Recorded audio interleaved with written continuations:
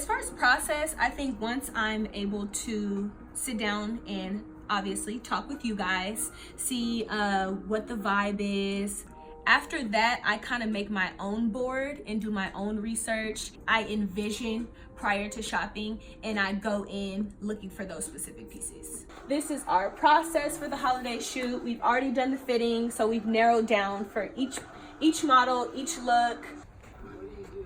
So this is probably my favorite piece for the shoot. This is a Levi's made and crafted. This is like a special line that they do. You get your bang for your buck. This leather piece was like so good that we found. This dress for Christina. Then we've got the Clark. We've got a Nike blazer. These are one of my faves. Slouch mid-length leather boot. So we've got some really good simple pieces here, and then we've got some statement earrings. I would say a lot of my style is injected when I do the shoots. Not too much. It's a difference between my personal style and my styling technique for when I give a client what they want. Number one thing for a stylist, you can't go anywhere without the kit. These are my best friend right here. These clips, you can literally buy everything as big as you want. Clips are the savior. You have your seam ripper, you have double-sided tape, safety pins. Jewelry's here, kit's here. Duffel bag is ready to go.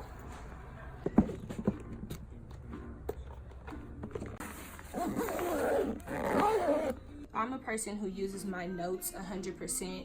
I know my memory is like really bad, like an old person. So I have to like take notes of everything, make sure everything for every look is there. And I go through a checklist. It's very rare that I forget unless I don't put it on my list. Here, fold it up. Tracy Ellis, she's like my mom. She's like the best. My mom hates when I say that. She's like, I'm your mom. But I'm like, she's just so good.